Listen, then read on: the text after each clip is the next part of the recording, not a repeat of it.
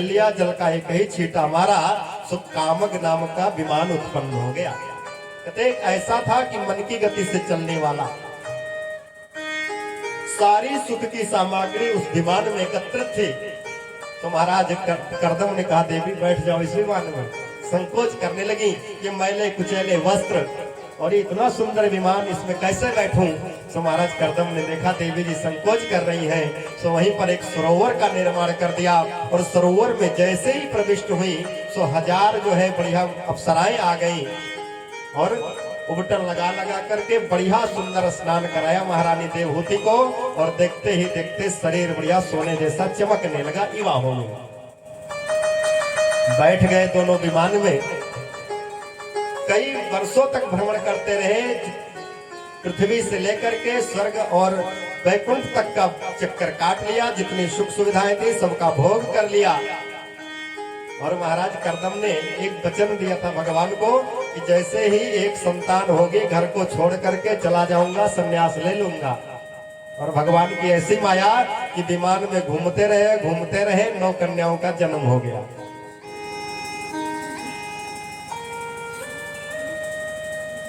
विमान आकर के जब रुका, पहुंचे कुटिया पर, तो अचानक से याद आया, ये क्या, ये तो हम एक पुत्र के चक्कर में लगे थे। अरे 9 कन्याओं का जन्म हो गया। अरे अब तो भजन पूजा पाठ छूट गया, छोड़ो अब घर, ये माया जंजाल छोड़ो, चलो जंगल की ओर। सो बाबा जी ने उठाया कमंडलू, माला ली, झोली लिए, चल पड़े। सो देवते ने कहा, अरे बाबा ये इस तरह कहाँ चल दिया आप? देवी देखो, हमने पहले ही वादा किया था कि एक संतान होगी सो घर छोड़ के चले जाएंगे। अब ये 9 हो गई है, अब हम नहीं रह सकते। देवते ने याद दिलाया, भगवान की बात याद नहीं है क्या? भगवान ने कहा था स्वयं पुत्र बन के आऊंगा, तो भी पुत्र का जन्म तो हुआ ही नहीं। और ये 9 जो देवियां हैं, इनका विवाह इत्यादि संपन्न कौन करेगा? इतना बड़ा भार हमारे ऊपर छोड़ के जा रहे हो। सो याद आया, भगवान की बात याद आ गई, सो रुक गए। धीरे धीरे समय बीता और महारानी देवहूति के उदर से भगवान ने स्वयं आकर के कपिल के रूप में अवतार लिया। बोले कपिल भगवान के। कपिल भगवान ने अवतार लिया। जैसे ही कपिल भगवान का अवतार हुआ, महात्मा करदम ने दर्शन किए और भजन करने के लिए सब कुछ परित्याग करके चल पड़े। सुखदेव स्वामी कहते, राजन, जिसके पास कामक जैसा विमान हो, सभी कामनाओं की पूर्ति करने वाला हो, मन की गति से चलने वाला हो, जिस वस्तु की कामना की जाए वह वस्तु प्रदान करने में समर्थ हो, ऐसे ही सुख सुविधाओं को छोड़ करके महाराज करदम, महात्मा करदम जंगल में चल दी तपस्या करने के लिए। छोड़ दिया सुख सुविधाओं को, नहीं अब इसका उपभोग बहुत कर लिया, अब इसकी आवश्यकता नहीं है। बेटियों का विवाह, ब्रह्मा जी के जो पुत्र थे, 9 ऋषि थे, उन 9 ऋषियों के साथ 9 कन्याओं का विवाह संपन्न कर दिया। अब बोले भैया ऐसा है कि तुम बेटा और माता घर में रहो, अब हम चले जंगल को। तो पहले का नियम भी था कि जब व्यक्ति देखता था कि बच्चे अब बड़े हो गए, बहू घर में आ गई, संभालने लायक हो गए, सो धीरे धीरे काम से संन्यास ले लेता कि अब ये काम धंधा अपना सब संभालो तुम लोग, हम ज्यादा हस्तक्षेप नहीं करेंगे, अब तो हमारा भजन करने का समय है। कर लिया बहुत। अभी क्या बताया सुखदेव स्वामी ने, चौथी उपमा गधे की जो दी। अगर ऐसा व्यक्ति कर ले तो गधे जैसी हालत हुई ना। जैसे बच्चे बड़े हो जाए, संभालने लायक हो जाए, भैया बेटा ऐसा है तुम संभालो, और हम तो बस अब राम राम करेंगे बैठ करके, 2 रोटी दे दोगे तो खा लेंगे, कोई बात नहीं मिला तो। पहले क्या था, तो चौथे पन नृप कानन जाही। चौथे पन में राजा लोग क्या करते थे, जंगल, कानन माने जंगल को चले जाते थे। और अब बोले चौथे पन नृप कानन जाही, घर छूटेगा नहीं, माया घेरी रहेगी तो महाराज पिटाई तो होगी। महात्मा करदम तो चले गए। समय बीता। एक दिन महारानी देवहूति ने कपिल भगवान के लिए एक बढ़िया सुंदर आसन लगाया। कपिल भगवान को उस आसन पर, गद्दी पर बिठा दिया। और सामने श्रोता बन करके बैठ गई। बोले वृंदावन बिहारी लाल की। एक बार क्या हुआ कि भगवान ने जब कुंभकर्ण को मार दिया तो उसकी पत्नी जो निद्रा देवी थी वो भगवान के पास आ गई रोते रोते। तो भगवान से बोली महाराज प्रभु आपने हमारे पति को मारा है, तो अब आप भी समझ जाओ, हम भी आप जो है आपकी कथा में विघ्न डालेंगे। बोले कैसे? बोले जो भक्त आपकी कथा को बहुत ध्यान पूर्वक सुनेगा, मन लगा करके सुनेगा, उसके सर पे ऐसा जाके बैठूंगी कि वो कथा सुन नहीं पाएगा, सो जाएगा, वंचित रह जाएगा कथा से। तो भगवान ने कहा देवी अच्छा तो ठीक है, हम तुम्हारा दिया हुआ वचन श्रोधार करते हैं, लेकिन एक वचन मेरा भी है कि जैसे ही मेरे भक्त जोर का जयकारा लगाएंगे सो वहां से तुम्हें भागना पड़ेगा। तो बोले भाग के जाएंगे कहां? तो बोले जो जयकारा नहीं लगाएगा उसके सर पे सवार हो जाना। बोले वृंदावन बिहारी लाल की। सो जो जिसको नींद आवे जोर का जयकारा लगाओ, नींद भाग जाएगी। हाँ, और जो नहीं लगाएगा तो पड़ोसी के ऊपर चढ़ बैठेगी। कपिल भगवान के लिए आसन दिया, कपिल भगवान विराजमान हो गए गद्दी पर। महारानी देवहूति ने प्रश्न किया, बेटा मैं तुम्हें अपना बेटा ही नहीं मानती, मैं जानती हूं तुम नारायण हो, तो मैं तुमसे कुछ प्रश्न करना चाहती हूँ। हाँ मैया पूछो क्या प्रश्न है? महारानी देवहूति ने प्रश्न किया, बेटा शायद ही किसी स्त्री ने मेरे जितना सुख पाया हो जीवन में, क्योंकि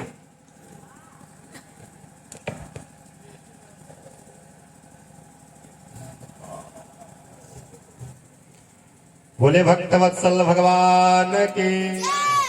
क्योंकि मेरा विवाह जो हुआ, मैं जब मेरा जन्म हुआ तो मनु महाराज जो सम्राट राजा हैं उनके यहाँ हुआ, उनके घर की राजकुमारी बनी, सुखों की कोई कमी नहीं, सुख से परिपूर्ण, दास दासियों की कोई कमी नहीं, किसी प्रकार की कहीं से कोई कमी नहीं रही जीवन में।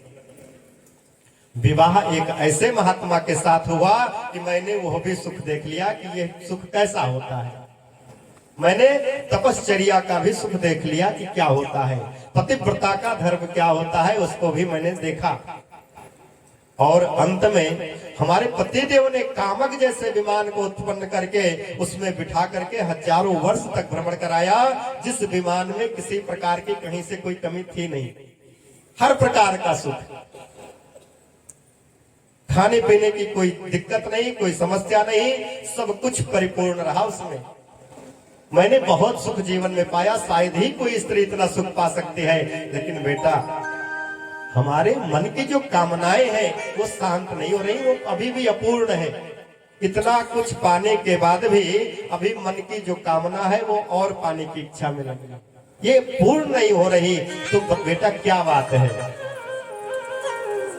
भगवान कपिल कहते हैं माता आपने सांसारिक सुखों का भोग किया है, आपने संसार की वस्तुओं का सुख लिया है, सांसारिक सुख लिया है, और आपने जो सच्चा आनंद है, जो आनंद कंद है, उसकी चरण शरण ग्रहण नहीं किया आपने। और जब तक उसकी शरण में नहीं जाओगे तब तक सुख मिलने वाला नहीं है, शांति मिलने वाली नहीं है। क्योंकि हे माता ये जो मन है ना ये बड़ा चंचल है, ये विषयों के प्रति ज्यादा आसक्त होता है, संसार के प्रति ज्यादा आसक्त होता है।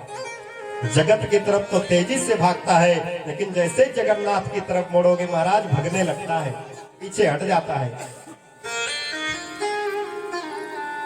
तो मैया जब तक हमें उसकी जो पूर्ण है, तो पूर्ण कौन है? कहते पूर्णमदः पूर्णमिदं पूर्णात् पूर्णमुदच्यते पूर्णस्य पूर्णमादाय पूर्णमेवावशिष्यते। पूर्ण तो केवल परमात्मा है, और मैया आपने उस परमात्मा की चरण शरण ग्रहण तो की नहीं, और जो मन है यही हमारे बंधन और मोक्ष का कारण है। तो जब हम इस मन को विषयों में लगा देते हैं, विषय से जब इसको आनंद मिलने लगता है, तो ये कुछ दिनों तक विषय का आनंद लेता रहता है, संसार का आनंद लेता रहता है। लेकिन जैसे वो आनंद दूर होता है, तो फिर ये अपूर्ण हो जाता है, कभी पूर्णता की ओर नहीं जा सकता। क्योंकि जो संसार है ये स्वयं में पूर्ण है ही नहीं। संसार की जो सामग्री है वो पूर्ण नहीं है, क्योंकि ये मन जो है वो भंवरे के समान है। भंवरा कैसा होता है? बोले भंवरा जो है वो महाराज रस लेने में बड़ा चतुर होता है। पुष्प पर बैठता है, पुष्प पर बैठ करके उसके रस को लेकर उड़ जाता है। कभी इस पुष्प पर बैठा, कभी उस पुष्प पर बैठा, कभी यहाँ बैठा, कहीं वहां बैठा। और कभी कभी ये इतना विषय में आसक्त हो जाता है भंवरे के समान। कहते एक भंवरा था, तो पुष्पों पर बैठ बैठ करके रस लेता रहता था। तो एक दिन कमल के पुष्प पर जाकर बैठ गया। रात्रि का समय, सायंकाल का समय बैठ गया। जब वो भंवरा कमल के, इतना रस मिला उसको, इतना रस मिला कि उसे चेत ही नहीं रहा कि सायंकाल की बेला होने वाली है, कमल बंद हो जाएगा। सो रस लेने में लीन रहा वो भंवरा, और रात्रि हो गई, सो कमल बंद हो गया। जो खिला हुआ कमल था वो स्फुटित बंद हो गया। जब कमल बंद हुआ तो भंवरा जो है वो रात्रि भर उस कमल पुष्प में बैठ करके विचार करता है। स्वप्न वासोदत्तम में आता है प्रसंग कि रात्रिर्गमिष्यति भविष्यति सुप्रभातम, भास्वानुदेश्यति हसिष्यति पंकजश्री, इत्थं विचिन्तयति कोशगते दुरेफे, हा हंत हंत नलिनीं गजमुज्जहार। क्या सोचता है? कहते रात्रि गमिष्यति, रात्रि बीतेगी, भविष्यत सुप्रभातम, बढ़िया सवेरा होगा, भास्वानुदेश्यति, भगवान भुवन भास्कर सूर्य नारायण का उदय होगा, हसिष्यति पंकजश्री, जो कमल है वो खिल जाएगा, और जब यह कमल खिलेगा तो मैं इसमें से उड़ करके भाग जाऊंगा। ऐसा चिंतन कर ही रहा था कि महाराज उसी बढ़िया चंद्रमा की रात्रि में एक मतवाला कहीं से हाथी आ गया और सरोवर में जल पीने के लिए चला गया, और उसने जल पिया तो थोड़ी क्रीड़ा करने का मन हुआ। तो उसके मन में आया लाओ कोई और तो है नहीं, तो उसी कमल पुष्प को उसने उखाड़ लिया सूंड से, और सूंड से उखाड़ कर लाया बाहर, पटक दिया, और पटक करके पैरों से कुचलता हुआ आगे की तरफ चला गया। तो उसी प्रकार जो ये मन है विषय में इतना आसक्त हो जाता है कि इसे तनिक भी ध्यान नहीं रहता कि यह जो विषयानंद है ये क्षणिक है, बहुत थोड़ा सा है, सूक्ष्म है, स्वप्नवत है। इसको त्याग करके संसार के विषय को छोड़ करके, जगत को छोड़ करके जगन्नाथ की तरफ मुड़ना चाहिए, ये भूल जाता है। और अंत में क्या होता है? मतवाला हाथी कौन? बोले मृत्यु। मृत्यु का एक दिन ऐसा झोंका आता है कि विषयासक्त जो मन है उसको जब हाथी, मृत्यु रूपी हाथी आते कई झकोरे में लेकर के अपने साथ चले जाते।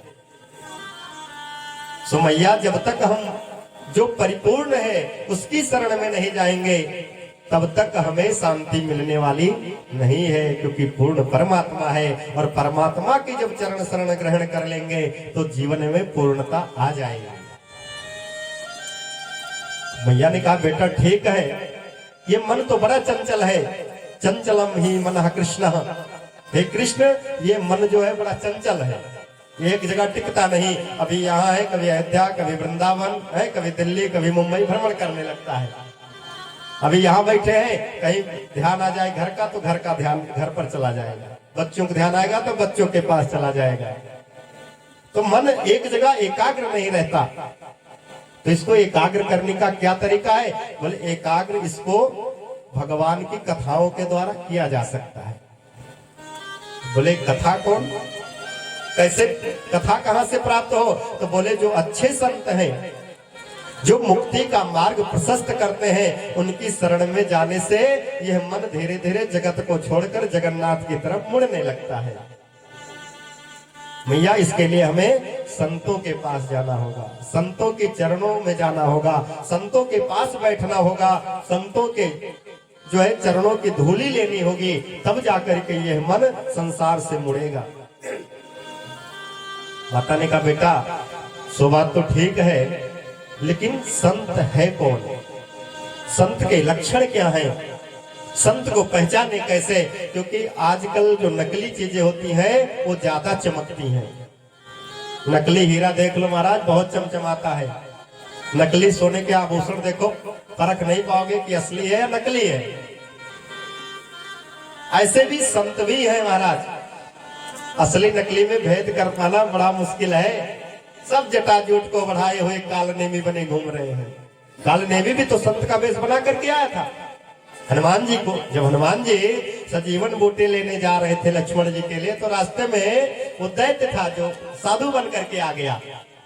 पहचान कैसे होगी कौन अच्छा सा? रावण भी तो साधु का वेश बना करके आया था मैया का हरण करने। रावण ने साधु का ही तो वेश बनाया माता सीता का हरण करने के लिए। तो ये पहचान कैसे हो कि सच्चा संत कौन है, कौन असली है, कौन नकली है? भगवान ने कहा माता बहुत अच्छा प्रश्न है। कहते जो संत के लक्षण होते हैं 5 लक्षण संतों में पाए जाते हैं, उन्हीं 5 लक्षणों से संतों को पहचानना चाहिए। बोले क्या? बोले तितिक्षवा कारुणिकः सुहृदा सर्वदेहिनां अजात शत्रवा शांता साधवा साधुभूषणाः। संत कैसे होते? बोले तितिक्षवा। कौन कौन से? तितिक्षुका, तितिक्षवः, कारुणिकः, सुहृदः, सर्वदेहिनां और अजात शत्रवः। ये 5 लक्षण बताए संतों के। बोले तितिक्षु कौन है?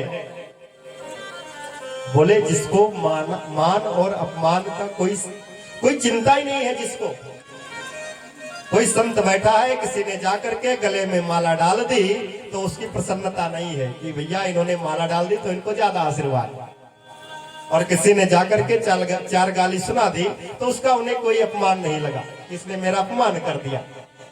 तो जो ऐसा संत है जो तितिक्षु है, जिसको मान अपमान की चिंता नहीं है, उससे जो परे है।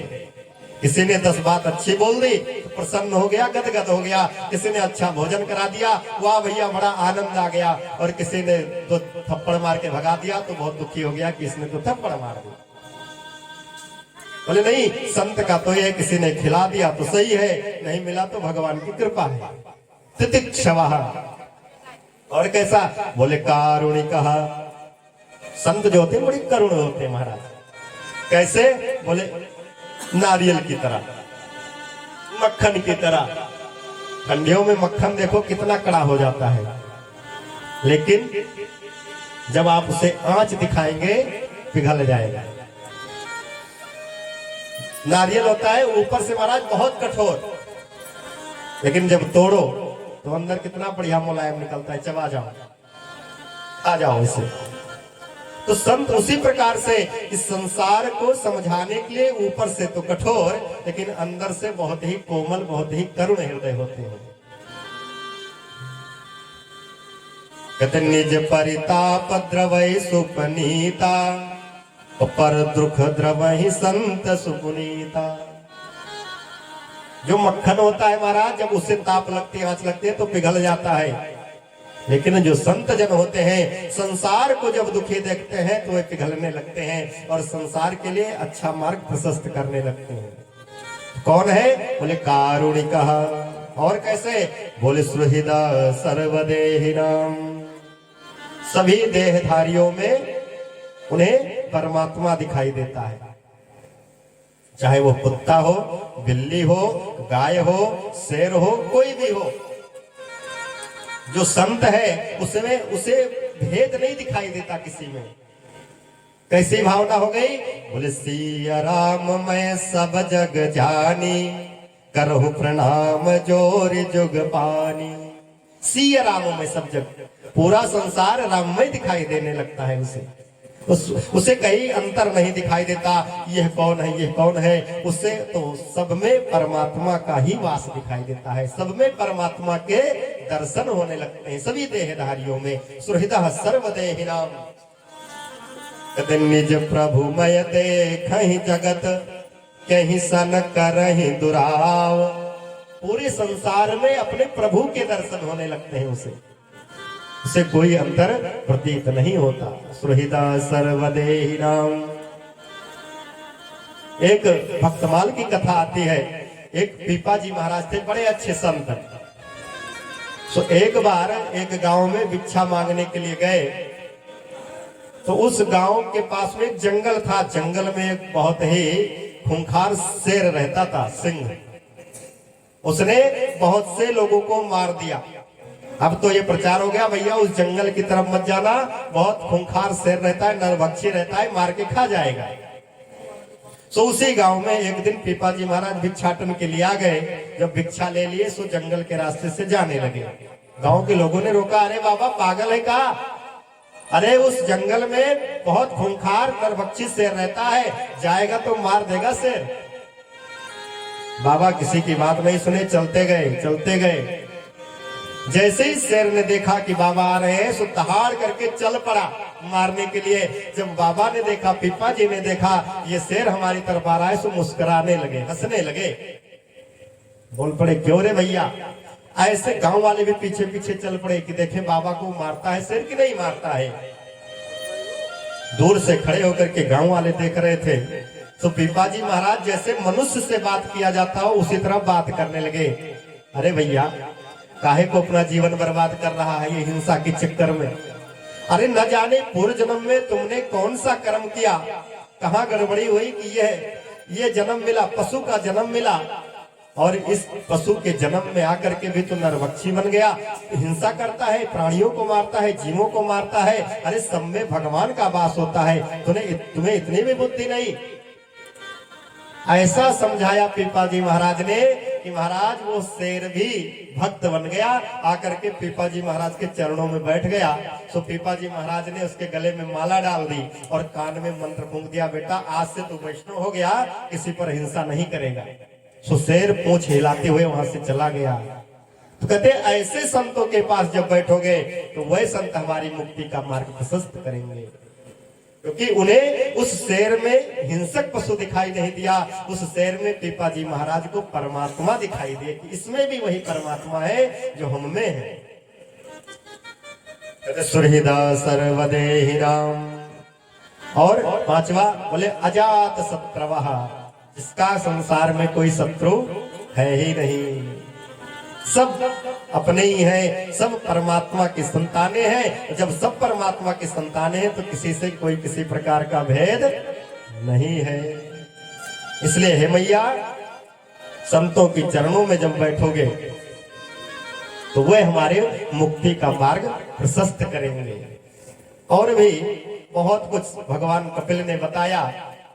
यम, नियम, आसन, प्राणायाम, धारणा, ध्यान, समाधि, अष्टांग योग का बड़ा सुंदर निरूपण किया। बड़ा सुंदर 8 अध्यायों में कपिल अष्टाध्यायी, जिसको सांख्य योग कहा जाता है, बढ़िया सुंदर उपदेश किया माता को। और ऐसा प्रेम में विह्वल हुई महारानी देवहूति कि वह सरिता के रूप में, नदी के रूप में परिवर्तित हो गई। और वहीं से भगवान कपिल विदाई लेकर के सीधे गंगा सागर में चले गए, जहां पर आज भी भगवान कपिल का आश्रम गंगा सागर में विद्यमान है। वहीं पर भगवान कपिल आज भी निवास करते हैं। बोले कपिल भगवान की। सुखदेव स्वामी कहते हैं, कहने का अभिप्राय है कि किसी को अपना शत्रु मत मानो, प्रेम सबसे करो, द्वेष किसी से मत करो, पर आसक्ति किसी से मत लगाओ। आसक्त होना है तो परमात्मा के प्रति आसक्त हो जाओ। गृहस्थ बनो, गृहासक्त मत बनो। गृहस्थ होना अच्छी बात है, गृहासक्त होना अच्छी बात नहीं है। और प्रेम की भाषा कौन जानता है? जिसने प्रभु के चरणों से प्रीति जोड़ ली है। जो प्रेम गली में आए नहीं, वो प्रेम निभाना क्या जाने। जो प्रेम गली में आए नहीं, जो प्रेम गली में आए नहीं, का ठिकाना क्या जाने जो प्रेम गली में आए नहीं प्रियतम का ठिकाना क्या जाने जिसने कभी प्रेम किया ही नहीं वो प्रेम निभाना क्या जाने जो प्रेम गली में आए नहीं प्रियतम का ठिकाना क्या जाने।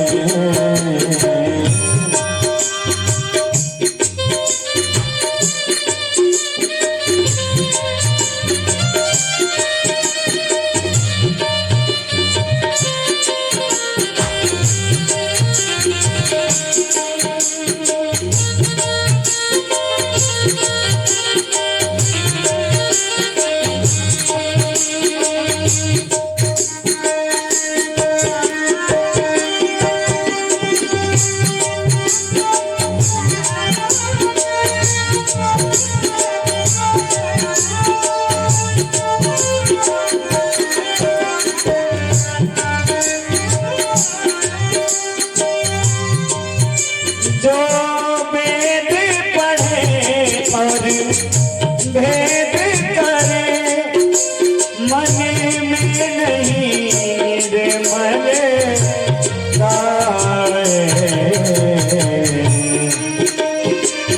जो वेद पढ़े और भेद करे मन में नहीं रे मरे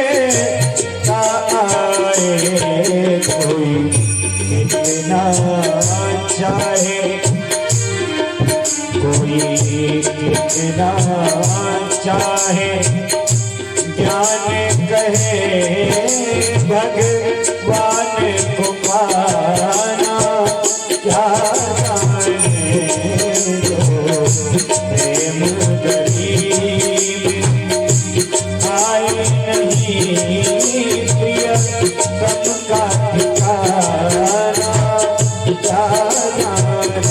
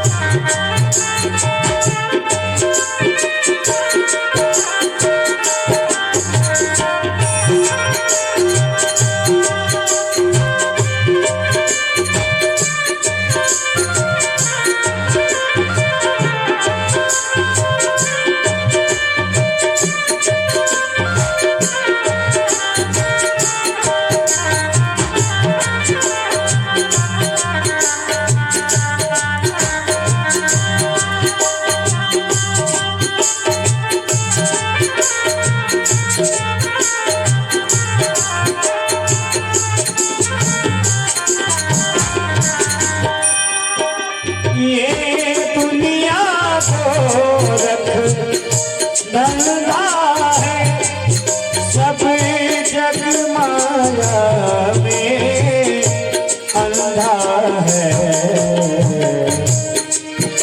ये दुनिया गोरख धंधा है सब जग माया में अंधा है जिस अंधे ने प्रभु को जिस अंधे ने प्रभु को देखा नहीं वो रूप बताना जाने जिसने कभी प्रेम किया ही नहीं वो प्रेम निभाना क्या जाने।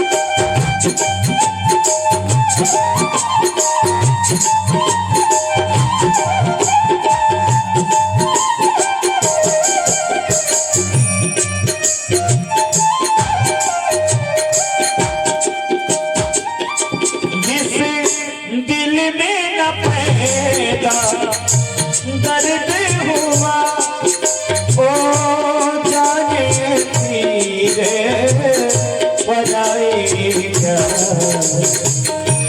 वो जिस दिल में न पैदा दर्द हुआ ओ जाने पीरे बजाए क्या राह दीवानी मीरा है दीवानी मोहन के संसार दीवाना क्या जाने जिसने कभी प्रेम किया ही नहीं वो प्रेम दीवाना क्या जाने वो जो प्रेम गली में आए नहीं प्रियतम का ठिकाना क्या जाने जिसने कभी प्रेम किया ही नहीं वो प्रेम निभाना क्या जाने जिसने कभी प्रेम किया ही नहीं जिसने कभी प्रेम किया ही नहीं वो प्रेम निभाना प्रेम निभाना प्रेम निभाना क्या जाने बोले भक्तवत्सल भगवान की जय हो।